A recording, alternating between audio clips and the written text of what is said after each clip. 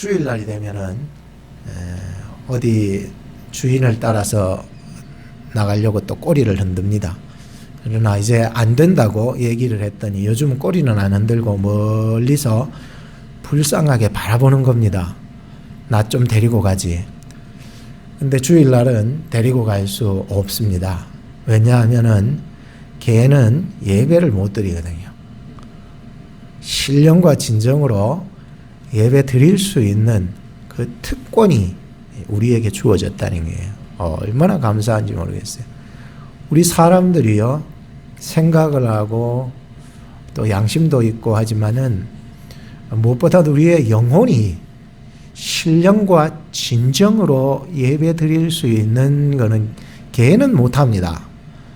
오직 사람만이 할 수 있도록 우리에게 이 영혼을 주셨다는 거예요. 그래서 우리가 성령으로 예배하는 것, 진리 대신 예수 그리스도의 이름으로 예배해 나가는 것이 오늘 우리 사람만이 가질 수 있는 특권이다라고 생각하니까 오늘 예배가 얼마나 여러분들이 하나님이 구별하시고 구별해내서 예배 드리는 자인가 생각하니까 여러분들은 정말 귀하신 분입니다. 옆에 분들한테 귀하다고 눈짓을 한번 줘보세요. 귀하다고. 귀하신 분이에요. 여러분. 세상에 그 누구도 아니라 오늘 우리를 택해서 예배케 하여 주셨습니다. 얼마나 감사합니까? 오늘 우리 신령과 진정으로 예배할 수 있었으면 좋겠습니다. 다윗은 예배에 이 기쁨을 너무나도 잘 압니다. 예배가 얼마나 기쁘고 예배가 얼마나 좋은지 알고 있는 사람이 다윗입니다. 그리고 이 예배에 있어서 법궤가 뭔지 성소가 뭔지라고 하는 것을 잘 압니다. 여러분, 법궤라고 하는 것은 좀 설명이 필요하지만 간략히 얘기하자면 법궤라고 하는 것은 하나님께서 함께 하심의 그 정신, 핵심, 율법, 약속, 이게 법궤거든요. 그래서 법궤 안에는 가장 중요한 거 한 가지만 생각하면 뭐 들었습니까? 하나님의 율법이 들어있다라고 하는 게 약속이 들어있기 때문에요. 이 하나님이 함께 하신다. 뭘로? 이 법궤로, 하나님의 약속으로, 율법으로 함께 하신다라고 하는 게 귀한 이 법궤의 의미겠죠. 그리고 성소의 의미라고 하는 것은 하나님께서 너희를 가운데에 함께 하시겠다라고 하는 이 의미인데, 요거는 좀 법궤하고 좀 다른 면이 있다면 좀 전통적인 면. 그 법궤는 좀 율법적인 면, 성소는 그 하나님께서 거하시는 그 장소로서의 윤리적인 문제들이 좀 따르겠죠. 거기에는 어떻게 성소를 섬겨야 되고, 또 어떻게 성소에 들어가야 되고, 또 어떻게 성소에서 행동해야 되는지, 이런 부분들을 좀 다루었다. 그래서 뭐 규례, 법궤에서 말미암은, 말씀으로 말미암은, 약속으로 말미암은 거기에 나오는 어떤 우리들이 지켜가야 될 어떤 규례들, 이렇게 표현을 해볼 수 있는데 좀 복잡하긴 한데 이렇게 한번 정리를 해볼 수 있다면 우리가 법궤와 성소에 대한 설명이 어느 정도는 이해되었으리라 생각합니다. 예수 그리스도 안에서 법궤와 성소는 성취가 됩니다. 그래서 예수 그리스도를 믿고 살아가는 우리에게 있어서, 오늘날 우리에게 있어서는 얼마나 예수 그리스도께서 우리로 하여금 이 구약에 제시되었던 이 법궤와 성소의 성취를 통해서 우리라면 예수님께 더 가까이 나아가고 그분 안에 들어가고 그분이 내 안에 들어오셔서 말씀하시는 것들을 경험해 나가게 되는 것입니다. 그래서 법궤와 성소는 서로 다른 역할을 가지고 있지만 한 몸과 같다라고 얘기할 수 있습니다. 다시 말하면은 바늘이 가는 곳에 실이 가고 남편이 있는 곳에 부인이 있는 것과 같이 말이죠. 그래서 바늘과 실로 옷을 만들어서 작품을 꺼낸다든지, 그죠? 또 남편과 아내를 통하여서 완성됨으로 말미암아 하나의 생명체를 만들어낸다라고 의미를 가질 수 있다면은 예수 그리스도 안에서 이 법궤, 성소 이런 것은 그분 안에서 정말 생명을 만들어내는 하는 역사가 있을 것이라 생각합니다. 이와 같이 다윗은 성소에서 왕이 누군지를 너무나도 잘 압니다. 오늘도 우리 교회의 머리는 그리스도가 되시는 그 의미들을 가지고 있는 것이죠. 이런 어떤 사상이나 정신을, 신앙을 다윗은 굉장히 잘 알고 있었습니다. 그래서 그동안 법궤가 예루살렘 밖에서 방치되고 있었잖아요. 그렇죠? 그리고 다윗 때에 드디어 법궤가 시온산 성소, 시온산의 다윗성이라고 그러잖아요. 시온산 성소를 만들어서 거기에 안치를 하게 됩니다. 법궤를 안치하게 됩니다. 성소 지어서 안치를 하게 되는데, 이 법궤를 안치하던 그날 얼마나 다윗이 기뻤던지 옷이 벗겨질 정도로 혹은 자기의 맨살이 드러날 정도로, 그렇다 그렇지 않다라고 하는 건 정확하지만 그럴 정도로 그렇게 막 기뻐 춤을 추게 되는 것입니다. 그때 그의 아내 미갈이 궁전의 창문을 열고 바라보면서 말하기를 이렇게 합니다. 이스라엘 왕이 오늘날 어떻게 영화로우신지. 이 영화롭다라고 하는 것은 그 심중으로 업신여기는 거예요. 남편 꼬라지를 보니까 저딴 행동을 함으로 말미암아 이 왕족의, 이게 미갈이 누굽니까? 사울 왕족 아닙니까? 사울의 딸이니까 왕족을 더럽히는 짓을 하고 있다라고 하면서 저 남편이라는 작자가 어떻게 저딴 식으로 행동해서 이 왕족의 이 거룩함을 망가뜨릴 수 있냐, 이래 되는 거죠. 그래서 다시 읽으면 이스라엘 왕이 오늘날 어떻게 영화로우신지 방탕한 자가 염치 없이 자기 몸을 드러내는 것처럼 오늘날 그 신부의 계집, 신부가 아니네, 신복의 계집종의 눈앞에서 몸을 드러내셨도다, 이렇게 얘기하고 있는 거예요. 그래서 참 다윗이 뭐라고 얘기합니까?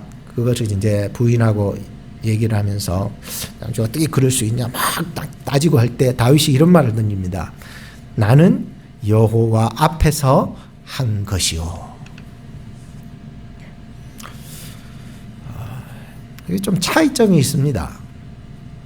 미갈은 육신의 그 왕족이었던 그 혈통의 잣대를 가지고서 다윗의 그 행동 하나를 보면서 지적을 하게 되었지만, 다윗은 하나님의 신에 감동한 그 행동으로 나온 거예요.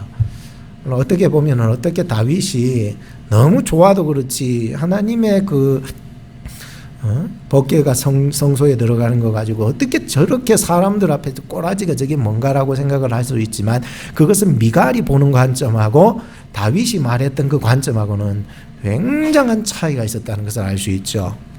이것이 혈통적인 가문, 왕족의 가문에서 얘기하고 있는지, 아니면 다윗처럼 정말로 하나님 안에서 감동이 되어져서 마음껏 표현하고 있는지에 대한 그 행동의 문제이기도 한 것이죠.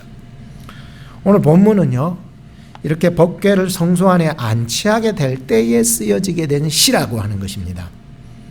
영광의 왕을, 우리 영광의 왕 되신 그 분은 바로 우리의 소유주가 되신다 라고 하는 것을 가르쳐주고 있고요. 또 하나는 바로 영광의 왕을 우리의 만문을 열고 맞이하여야 한다라고 하는 두 가지의 맥락을 가지고 오늘 저는 예수 그리스도의 핏값으로 구원받은 이 교회가 어떻게 하나님께 영광을 돌려가야 될지, 이 구약과 예수 그리스도 안에서의 관점을 가지고 말씀을 전해드리겠습니다. 첫째는 우리의 소유자가 되십니다. 만왕의 왕, 그분은 우리의 소유자가 되시는 것입니다. 1절 말씀해 보시면 땅과 거기 충만한 것과 세계와 그 중에 거하는 자가 다 여호와의 것이로다 라고 얘기하고 있습니다. 칼빈은 말하기를 이 부분에 대해서 하나님은 유대인들만의 하나님이 아니라 이방인의 하나님이라고 하는 관점에서 얘기를 하고 있었습니다. 그러니까 유대인들이 들으면은 좀 불편하겠죠. 어떻게 하나님은 우리의 하나님이다. 라고 하는 하나님을 독점하려고 하는 그 사상에 있잖아요.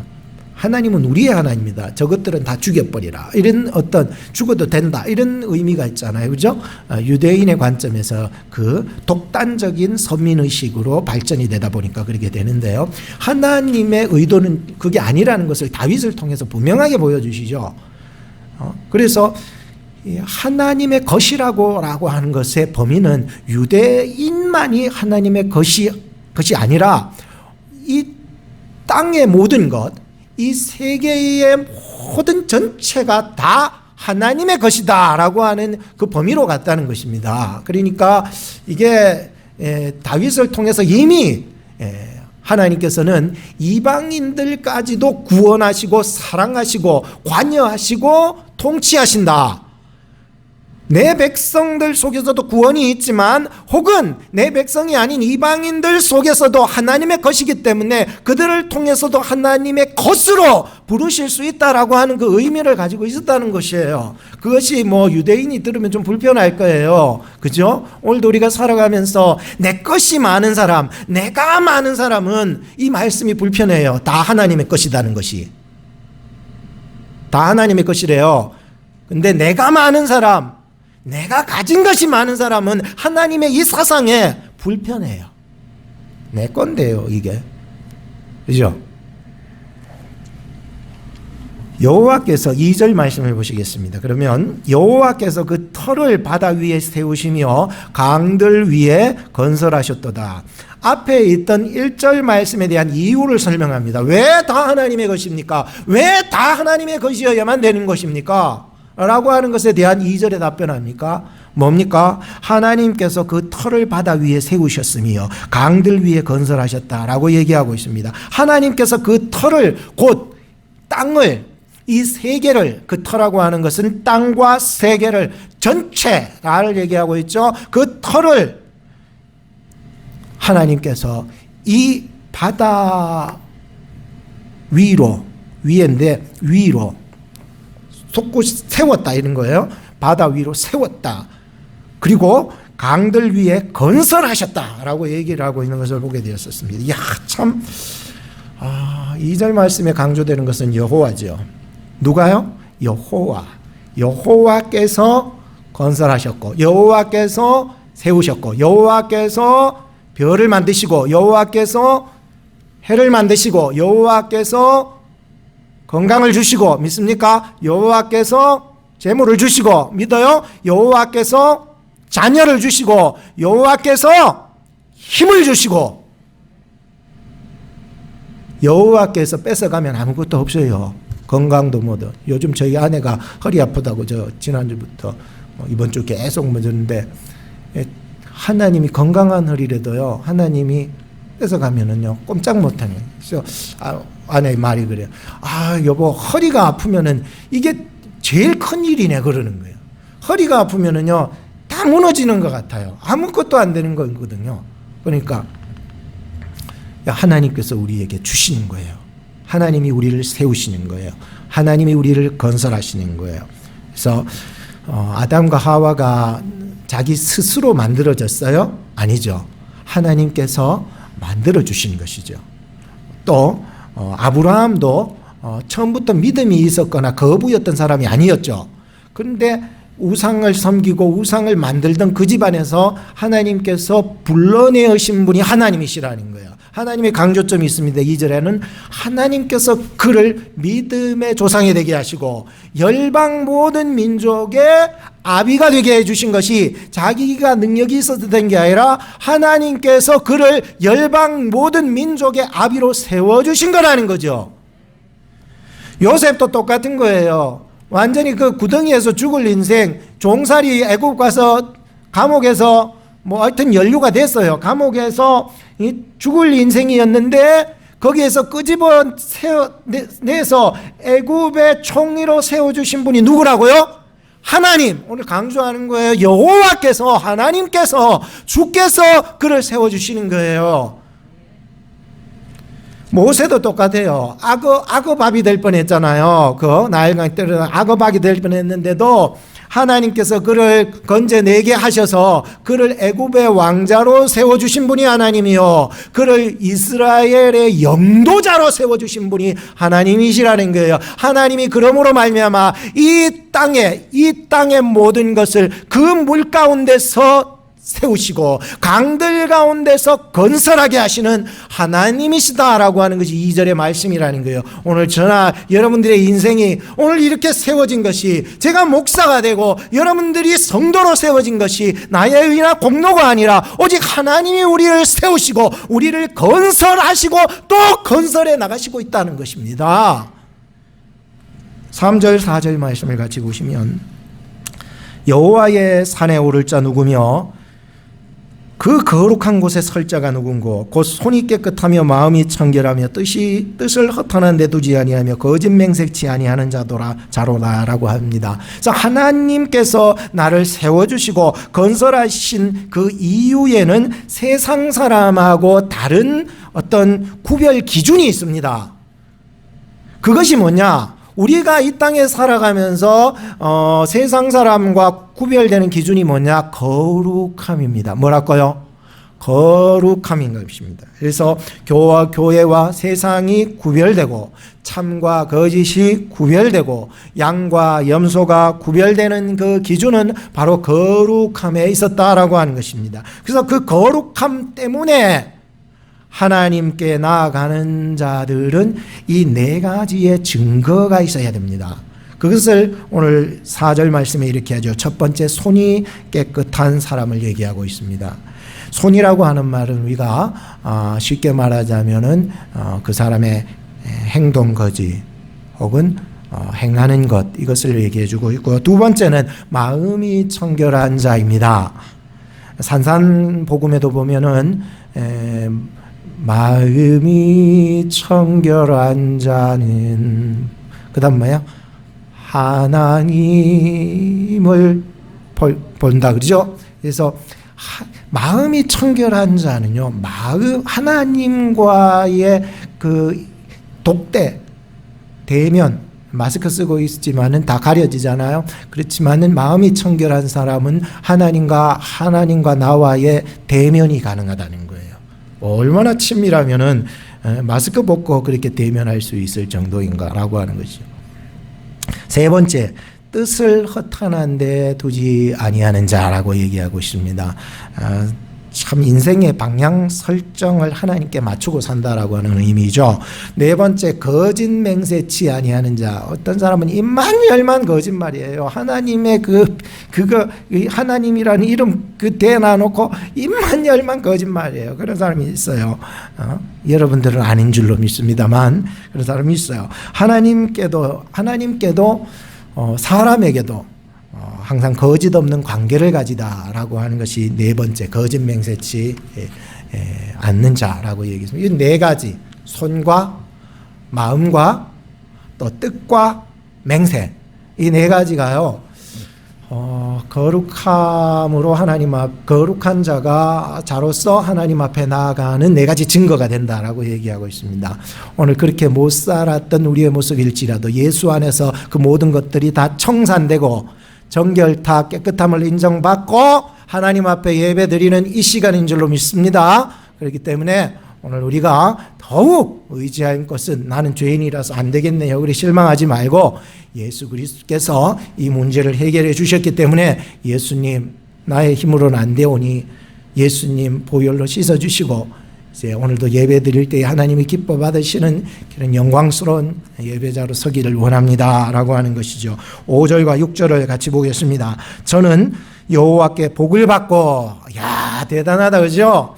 그 사람이 여호와께 복을 받는다는 거예요. 또 구원의 하나님께 뭐를 얻어요? 의를 얻으리니 6절에 이라고 하는 것은 이 사람은 여호와를 찾는 족속이요 야곱의 하나님의 얼굴을 구하는 자로다. 이야, 참 이런 축복이 저와 여러분들, 우리 교회 여러분들의 가정에 축복이 되기를 주님의 이름으로 축복합니다. 그래서 하나님 앞에 정말 이런 복을 받아야 되지 않겠습니까? 그죠? 여행할 때 저는 제일 좋아요. 모든 걸 접어두고 이제 가서 이제 낚시도 즐기고 참 이제 가서 마음껏 쉴 수 있고 할 수 있겠다라고 하는 그런 마음이 들어서 참 여행이라고 하는 것은 우리 사람들에게 힐링할 수 있는 그러한 순간이기 때문입니다. 이제 가을이 되고 해서 우리가 좀 가까운 데라도 나가셔서 좀 힐링할 수 있는 마음들이 있기를 바라요. 그런데 보통 우리가 차로 여행을 할 때에 차 점검을 꼭 4가지는 해야 된다고 하더라고요. 전문가들이. 그 차 점검이 뭐냐? 타이어 체크를 꼭 해야 됩니다. 타이어가 오래되고 낡았는데도 그냥 가다가는 그거 큰일 나요. 그래서 두 번째는 배터리입니다. 배터리가 다 돼가지고 시동도 제대로 안 켜지는 거를 가지고서 여행을 갔다. 근데 다 가가지고는 시동이 안 켜지는 거야 또. 이거 뭐 난리 나는 거죠 또. 또 세 번째는 시그널이 신호등이 체크돼야 되는 거예요. 그래서 밤에 불이 켜지는지 라이트가 안 켜지는데도 큰일 나잖아요. 꼭 체크하고. 네 번째 체크해야 되는 것이 뭘까요? 브레이크라는 거예요. 브레이크. 오일은 좀 오래됐는데 어제 오래된가 이제 브레이크가 가장 그 4가지를요 전문가들이 꼭 4가지를 체크하고 가라는 거예요. 브레이크 안 잡혀 보세요. 큰일 나죠.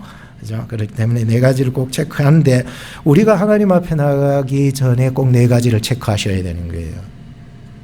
난 예수 믿기 때문에 내가 이제 뭐 더럽게 살아도 뭐 마음을 더럽게 먹고 악한 생각을 하고 있어도 된다. 이거는 잘못된 믿음입니다.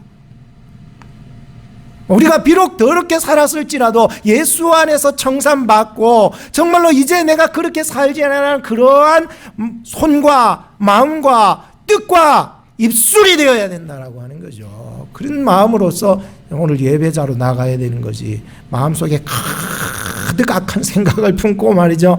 내가 나가면 이제 또 나쁜 짓 해야 되겠는 생각을 품고 그렇게 예배드리면은요. 오늘 예배에는요. 뭔가 좀 밸런스가 안 맞지 않겠습니까? 그죠? 가다가 타이어 하나 펑 터져 보세요. 얼마나 힘듭니까? 가기는 갑니다. 그런데 힘듭니다. 그거에 맞춰가지고 이렇게 계속 돌려야 되니까 말이죠. 얼마나 힘들겠습니까? 그죠? 그래서 그렇기 때문에 또 하나의 교훈을 주자면 여행 중에 차가 고장 날 수 있습니다. 뭐 내가 뭐 의도해서 차가 고장 나거나 그런 건 아니잖아요. 고장 났을 때에 어린아이의 행동을 봤습니다. 그래서 어린아이는요, 가만히 있는 거예요. 우리 예인이 경우를 들 때에도 뭐 차가 고장 났다 이러면 가만히 있는 거예요. 왜 그럴까요? 차가 고장 났다. 우리 하은이가 가만히 있어요. 하은이가 나가서 뭐 타이어를 갈게서 뭘 하겠어? 할 수 있는 게 없어요. 가만히 있어야 되는 거예요. 우리가 하나님의 일을 하다가 어떤 문제에 봉착했을 때에 저의 모습도 그렇고 우리도 그렇지 않습니까? 신앙의 여정 속에서 내가 할 수 있는 것이 없을 수가 있는 게 더 많아요. 왜 그럴까요? 저도 목회를 해나가면서 할 수 없는 게 대부분, 전부 다라고 생각을 해. 하나님 나 할 수 있는 게 없어요. 나 어린아이와 같아요. 솔로몬이 그랬죠. 왕이 되고서 자기는 할 수 없는 어린아이와 같아서 나 할 수 없습니다. 하나님 지혜 주시지 않으면 하나님 내 감당할 수 없습니다. 그 기도를 하나님이 기뻐 받으셨고 그에게 지혜뿐만 아니라 다 주셨어요. 우리가 하나님 앞에서요. 하나님 나 어린아이입니다. 나 할 수 있는 게 없습니다 하는 것이 가장 기본적인 자세예요. 물론 조금 더 성숙한 사람 같으면 뭐 하겠어요? 하은이보다 조금 더 성숙하다면 기도하겠지요. 우리 아빠 빨리 잘 고쳐서 이 일이 잘 진행되게 해 주십시오. 조금 더 성숙한 사람 같으면 말씀을 읽겠지요. 하나님의 뜻이 무엇일까 발견하고 자신을 돌아보겠지요. 그리고 조금 더 성숙한 사람 같으면 손을 걷어붙이고 아빠 곁에 나가서 아빠의 하는 뜻을 위해서 섬겨나가겠지요.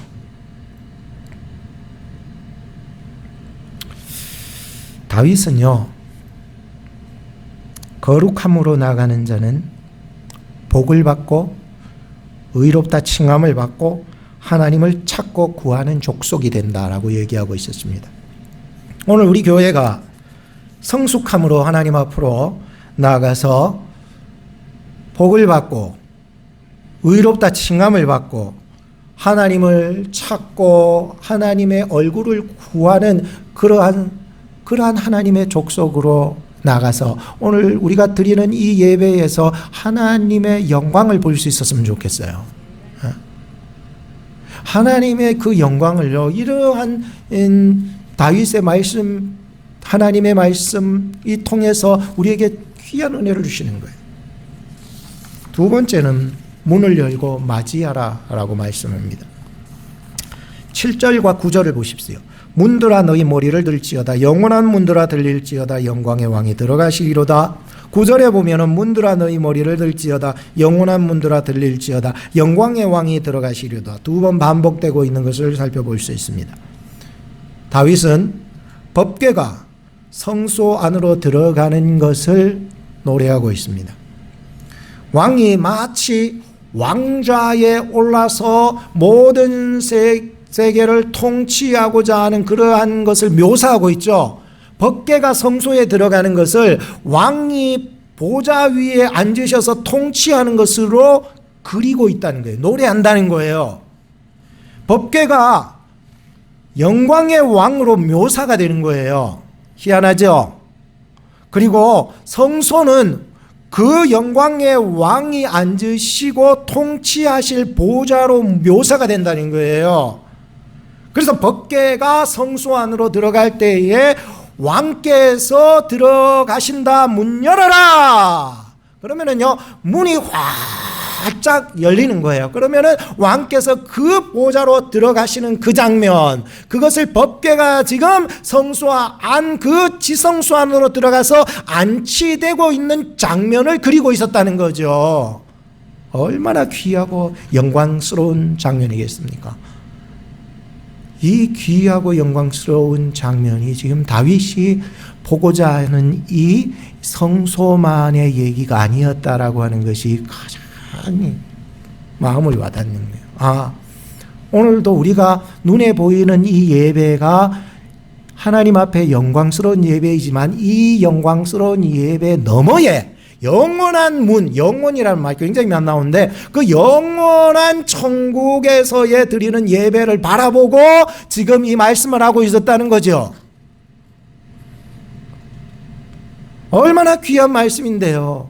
우리가 오늘 예배 드리는 것은 오늘 영광도 있지만 더 나아가서 우리가 그곳에서 다시 만날 줄 믿습니다. 다 만나야 돼. 가가지고 왜 집사님 왜 없어? 왜 집사님 왜 어디 갔어? 이래 되면 큰일 나잖아. 거기 가서 다 만날 줄 믿습니다. 그걸 바라보는 거예요. 그래서 그곳에서 하나님을 뭐예요? 예배하는 거예요. 얼마나 영광스러운 예배에 있어요. 오늘도 하나님의 임재와 영광을 경험하는데 그 너머에서 보여지는 영원한 천국에서의 예배의 영광을 생각하며 그 영광에 동참할 수 있는 사람이 우리가 되어야 되는 거지. 오늘 이 땅에서만 예배만 바라보지 말자고요. 잠시 후면은 다 끝날 인생이니까 없어져요, 이거. 근데 그래서 우리로 하여금 이 소망을 함께 주시는 거예요. 8절과 10절 말씀을 보시기 바랍니다. 영광의 왕인 위신이요 강하고 능하신 여호와시오 전쟁에 능하신 여호와시로다. 10절에 영광의 왕인 위신이요 만군의 여호와께서 곧 영광의 왕이시로다 라고 얘기하고 있습니다. 이야, 대단합니다. 오늘 교회의 왕이 누구냐? 오늘 교회의 머리는 바로 예수 그리스도가 되셔야 됩니다. 그리고 더 나아가서 우리가 예수 그리스도를 통해서 영원한 천국을 바라볼 수 있는 그 영광을 바라볼 수 있는 그 길을 만들어 놓으신 분이 바로 예수님이십니다. 세상 속에서 우리는 늘 싸워가야 됩니다. 이것은 끝이 없습니다. 이 땅에는 완전한 교회가 있게 없게 이 땅에 완전한 교회가 없게. 그래서 말합니다. 이 세상의 교회는 전투적 전쟁의 싸움의 교회다. 끝이 없어요, 여러분. 교회 댕긴다고 다 끝납니까? 아닙니다. 그런데 교회를 댕기면서도 이 땅을 벗삼아 발을 딛고 사는 사람이라도 주 안에 있는 자에겐 그 다음 뭐예요? 그래서 사는 거예요. 그래서 사는 거. 그 때문에 사는 힘이 생기는 거예요. 왜 이 땅에 염려가 없겠어요? 왜 이 땅에 괴로움이 없겠어요? 끝이 없다니까요. 그래서 전쟁하는 거예요. 주님 오셔서 우리를 천국 데려갈까지 우리는 전투하면서 싸우면서 나가는 거예요. 이 세상의 문화가, 이 세상의 모든 유혹들이 얼마나 센지 아세요, 여러분? 이 모든 것과 싸워나가는 사람들이죠. 싸워나가는 거예요.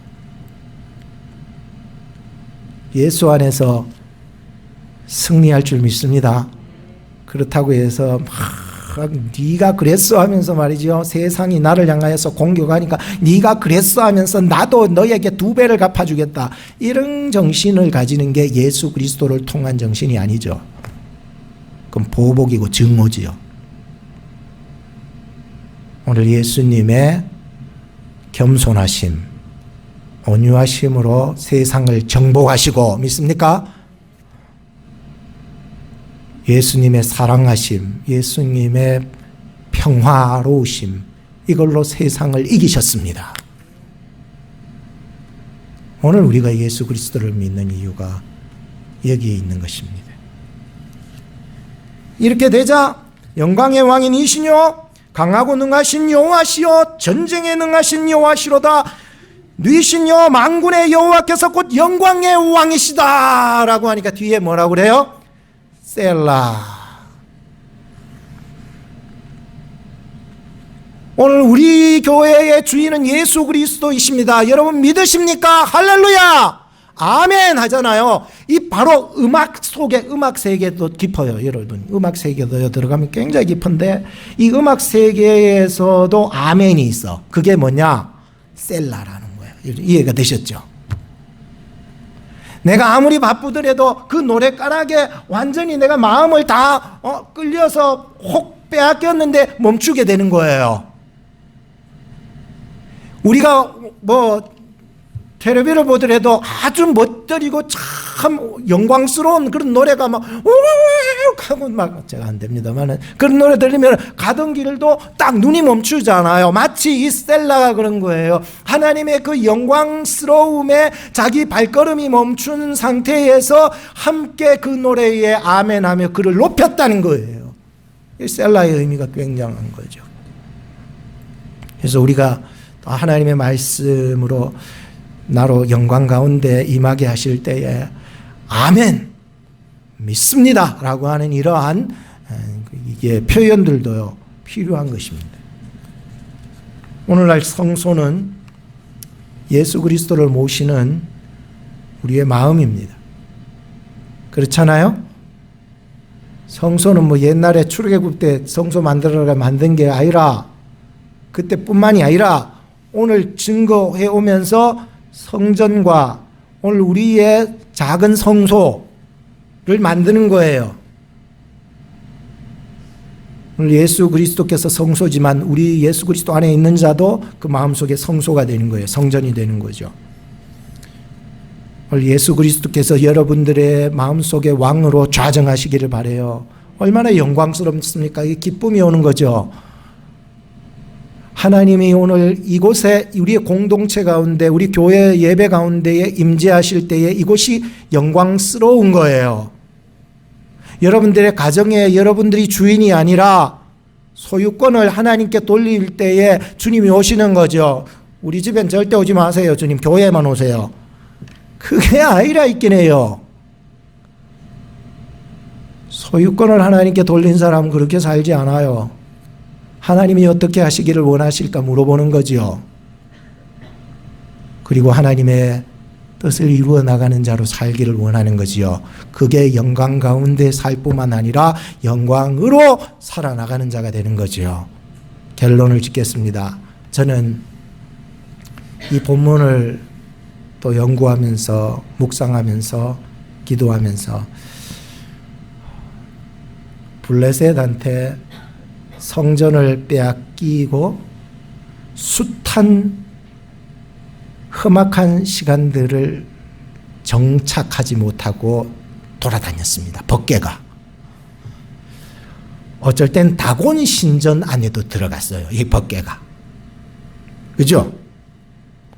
어쩔 때는 베세메스에서 큰일이 일어났었죠. 그때 덜커덩거린다고 만졌다가 막 엄청난 사람들이 죽어나갔잖아요. 거기 멈추었었죠. 법궤가 어느 또 가다가 기앗 야림에 가서 있었죠. 그리고 법궤가 또 아비나답의 집에 거했죠. 그리고 법궤가 이 예루살렘 직전에 오벳 에돔의 집에 석 달을 거했지요. 법궤가 가는 곳에 승리가 있고 법궤가 가는 곳에 복이 있는 거야. 그래서 법궤가 순탄한 길은 걷지 않았어요. 늘 정착하지 못한 지가 70년의 세월이 걸리고 드디어 다윗 때에 하나님의 약속하신 그곳 예루살렘 시온산 성소에 안착하게 된 것이었다. 하나님의 말씀이요, 오늘 우리의 마음에 찾아오기까지 70년이 걸리는 사람이 있어요. 저는 감사해요.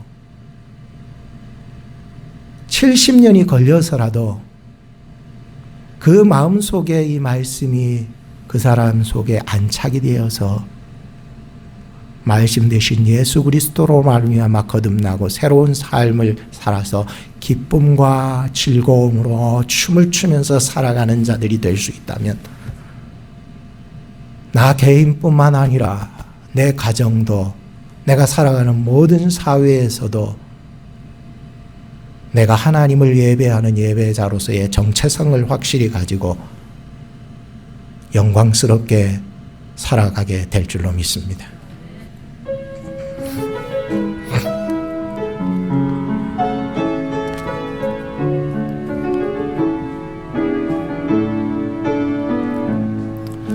주님 큰 영광 받으소서. 홀로 찬양 받으소서.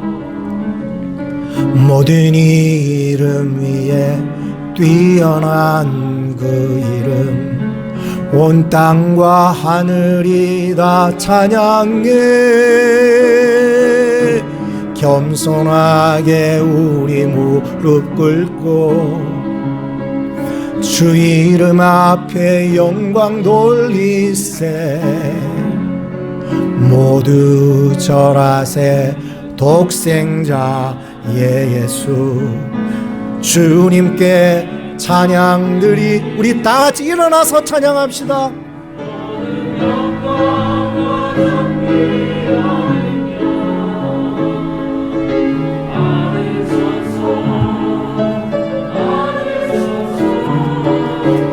영광과 존귀와 능력 받으소서. 받으소서. 그리스도 살아계신 살아계신 주님, 살아계신 주, 나의 참된 소망, 걱정 근심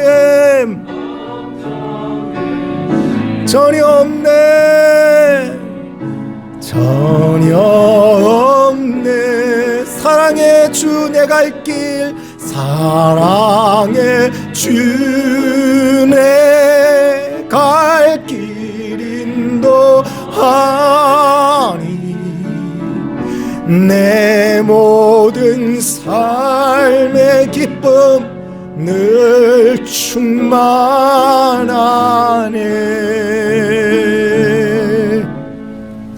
헌금 기도하겠습니다. 강하고 능하신 하나님, 전쟁에 능하신 만군의 왕 곧 영광의 하나님, 감사와 영광을 오직 우리 하나님 앞에 올려드립니다. 지난 한 주간에도 순종함으로 하나님께 받은 은혜들을 헤아려 볼 때 너무 크시고 놀라운 은혜로 함께해 주셨는데 오늘 11월 첫 주일 맞아 주님께 감사하고 그 영광 안에 하나님 앞에 마음을 다해서 드리는 저희들의 예물 받아 주옵소서. 하나님 앞에 드린 10의 1조, 주일헌금, 건축헌금, 성교헌금, 감사헌금, 특별헌금, 헌화와 도시락, 그리고 이름 없이 빚도 없이 주의 교회 위에 섬기며 헌신하는 사랑스러운 주의 종들에게 하나님의 영광 안에 살아갈 수 있도록 인도하여 주옵소서. 건강과 지혜와 담대한 믿음과 영혼의 복을 영원토록 저들에게 내리워 주옵소서.